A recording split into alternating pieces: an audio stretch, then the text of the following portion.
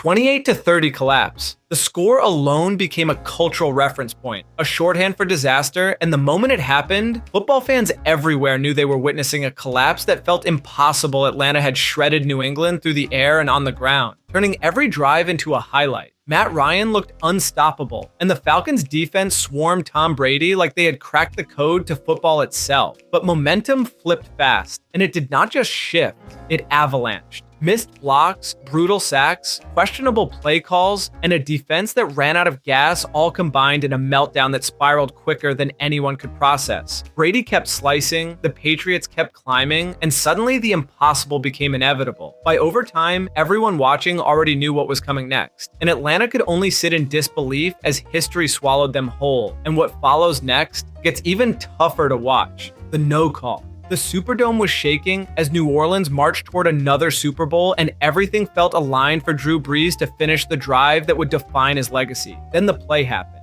Tommy Lee Lewis turned for the ball and was hit early, violently and unmistakably by a Rams defender who did not even pretend to play the pass. The sound of the collision echoed, the crowd exploded, and every fan expected flags to fly, but nothing came. The refs stood still, and confusion turned to outrage as New Orleans settled for a field goal instead of sealing the game. What followed felt unreal as the Rams forced overtime and stole the win, leaving Saints fans replaying the hit in their heads for years. The fallout sparked lawsuits, rule changes, and endless debate, but nothing could undo the heartbreak, and the next legendary blunder you will hear might be even wilder. The Butt Fumble. Nobody could have predicted that a single Thanksgiving play would become the most replayed embarrassment in Jets history, but that is exactly what happened when Mark Sanchez ran face first into his own lineman. The Jets were already wobbling as their offense sputtered, and miscommunication on the handoff turned the moment into pure chaos. Sanchez scrambled forward trying to salvage the broken play, only to collide with the backside of Brandon Moore so violently, the ball shot loose like it had been launched. New England scooped it up with ease and turned it into an instant touchdown that sent the crowd into stunned laughter. The replay ran nonstop for months, morphing into meme culture and becoming a symbol of Jets misery. Even years later, fans cannot escape it as it pops up whenever NFL bloopers are discussed. And what comes after this moment in football heartbreak is just as unforgettable. The helmet catch ruins perfection. New England stood on the brink of immortality, a chance to cap off one of the greatest seasons ever with a championship that would silence every critic. They had dominated opponents from September to January, and even when the Super Bowl turned into a defensive fistfight, the Patriots still seized a late fourth quarter lead. Then came the play that no one saw coming. Eli Manning slipped out of what looked like a guaranteed sack, spun into daylight, and hurled a desperate pass downfield. David Tyree went airborne and pinned the ball to his helmet while two defenders crashed into him, somehow keeping control as he fell. The moment shattered the aura of invincibility and opened the door for the game-winning touchdown that followed. Perfection disappeared in an instant, replaced by disbelief. And the next iconic heartbreak involves a decision so confusing it still sparks debates. Malcolm Butler at the goal line.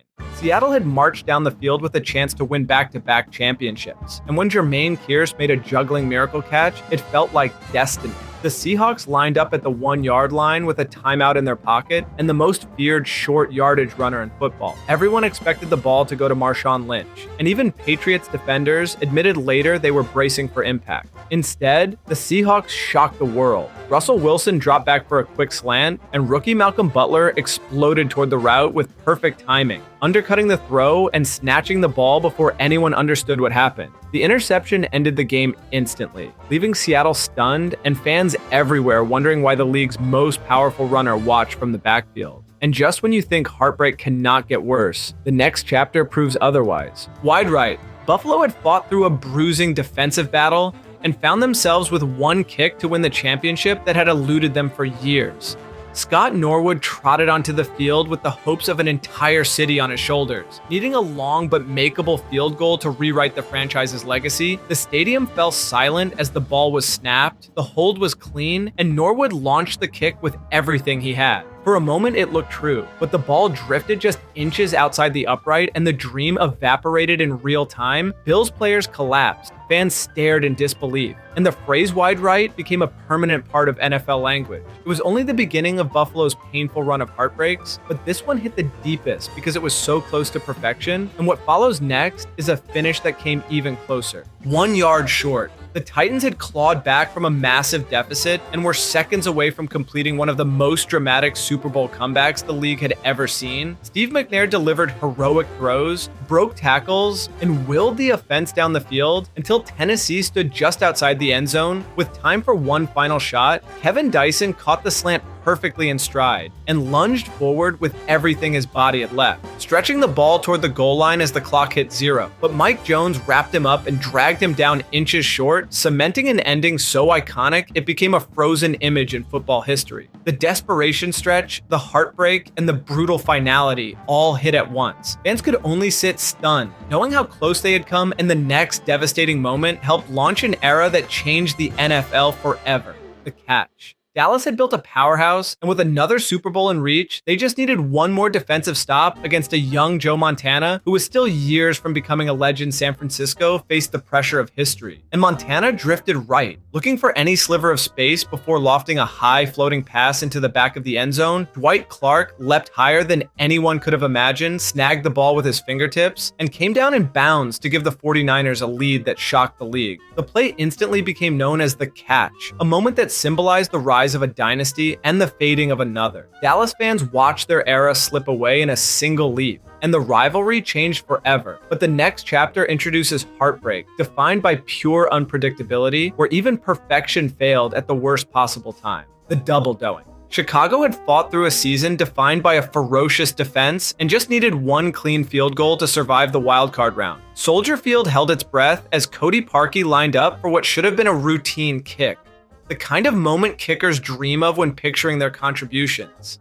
The snap was solid, the hold was perfect, and Parkey struck the ball cleanly, but the kick veered into the upright with a metallic thud before bouncing downward into the crossbar. It ricocheted again and fell harmlessly into the end zone as the crowd gasped in disbelief. The phrase double doink became instantly immortalized, a reminder of how even the simplest play can become unforgettable heartbreak. The Bears never recovered from that season's momentum shift, and fans still feel the sting. And the next moment in this list sparked an era that no one saw coming but first. Only cool people are subscribed to this channel, so hit that subscribe button before we go any further. The tuck rule. Oakland thought they had sealed a monumental win when Charles Woodson blasted Tom Brady and forced what looked like a textbook fumble in the swirling New England snow. The Raiders pounced on the ball, their sideline erupted, and fans felt the upset was locked in. But the referees gathered, reviewed the play, and announced a rule almost no one had ever heard of, stating Brady's arm was moving forward and therefore the play was an incomplete pass. The reversal stunned the Raiders and flipped the trajectory of the game as New England tied it and eventually won in overtime. That moment became the foundation of a dynasty and the beginning of a long era of frustration for Raiders fans, who still insist they were robbed. The rule faded from the league later, but its impact stayed etched in history. If you like this video, consider watching this next one, which YouTube thinks you are going to really love: the fumble. Cleveland had battled all game and finally looked ready to erase years of heartbreak as they pushed deep into Denver territory with barely a minute remaining. Ernest Biner, who had been the Browns' most reliable weapon all afternoon, broke through the line with the end zone in sight and a chance to tie the game. It felt like the city was about to witness redemption, but as he reached the 3-yard line, a Broncos defender punched the ball out from behind and sent it tumbling to the turf. Denver fell on it, and the stadium fell silent. The play instantly became known as the fumble, another chapter of despair added to a franchise already drowning in painful memories. Fans still talk about how close Biner came, inches away from rewriting history before everything slipped away. And just when it felt like heartbreak could not strike twice, the next moment proved otherwise: the drive. Cleveland did not think fate could twist any harsher until the year before, when Denver took possession at their own 2-yard line down 7 with the crowd roaring like a storm.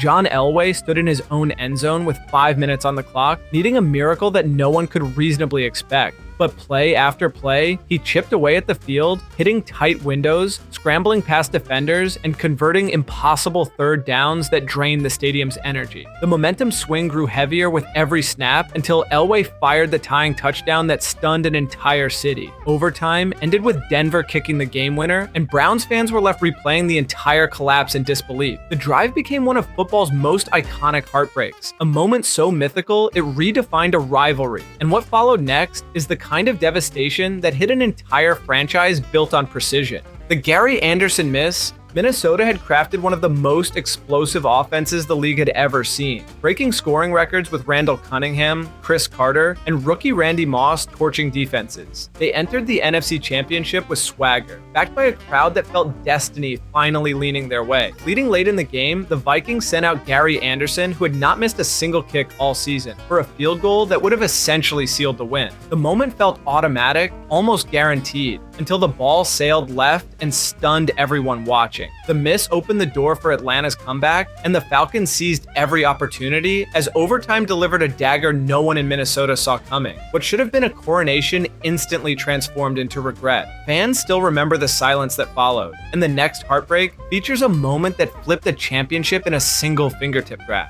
the Holmes Toe-Tap. Arizona had clawed all the way back from a brutal first half, and when Larry Fitzgerald burst through the defense for a long touchdown, the Cardinals looked moments away from completing the unthinkable. The stadium surged with energy as Pittsburgh marched down the field, but Arizona still held the upper hand with the clock ticking away. Then Ben Roethlisberger lofted a pass that seemed too high, too risky, and too close to the sideline to be completed. But Santonio Holmes contorted his body, dragged both toes in bounds, and snagged the ball with impossible balance. The play became a Super Bowl legend instantly and crushed Arizona's miracle run in seconds. Fans could only watch as the Cardinals' last drive fell apart, cementing the moment as one of the most painful finishes ever. And the next chapter focuses on a no call that still sparks arguments every time replay debates surface: the Crabtree fade no call. San Francisco had roared back from a massive deficit with Colin Kaepernick running, throwing, and igniting an offense that suddenly looked unstoppable. The momentum swung so hard that the Ravens, who once led comfortably, found themselves desperately clinging to a shrinking lead. When the 49ers reached the goal line in the final minutes, the entire game hinged on penalty. The frustration lingered long after the final whistle, and the heartbreak that follows features one of the coldest endings ever played in one of the coldest stadiums imaginable: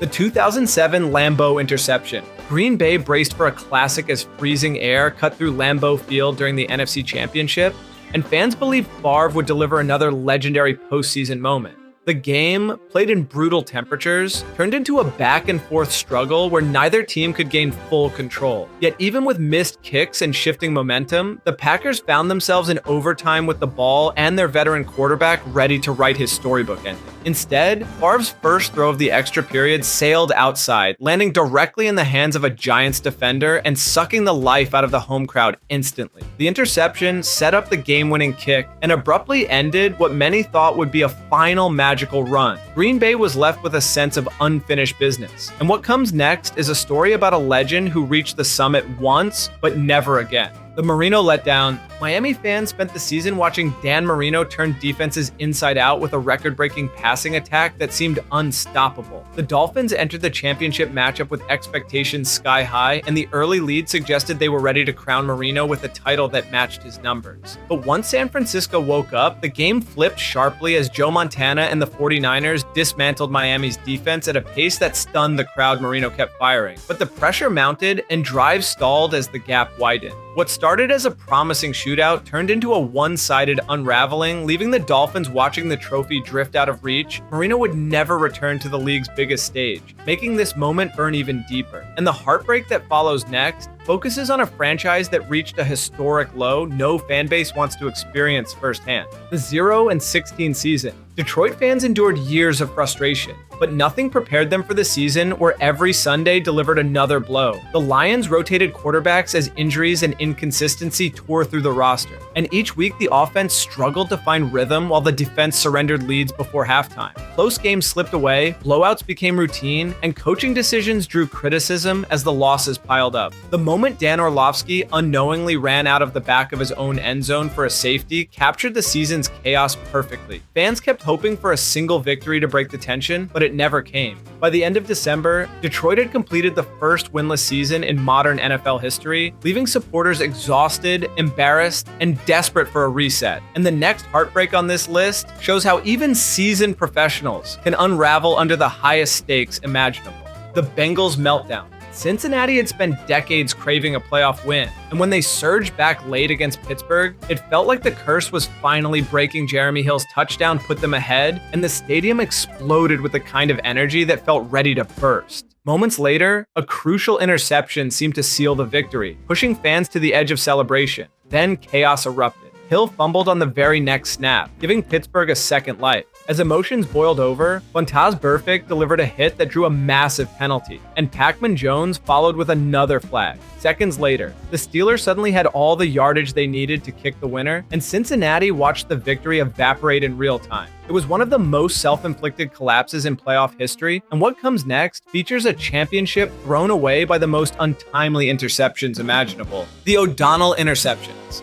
Pittsburgh entered the championship game with confidence built on a powerful defense and a veteran quarterback who had guided them through a tough postseason. Early mistakes put them behind, but the Steelers kept battling and managed to stay within striking distance against a talented opponent. The turning point came when Neil O'Donnell, trying to spark a comeback, launched a pass directly into the hands of a defender who seemed to be the only player in the area. The rare miscommunication stunned the team, but what made it even more crushing was that O'Donnell threw almost the exact same interception later in the game. Each turnover converted into points, widening the gap until the deficit became insurmountable. Fans were stunned as the opportunity slipped away, leaving Pittsburgh to watch their championship hopes vanish. If you liked this video, consider watching this next one, which YouTube thinks you're going to really love.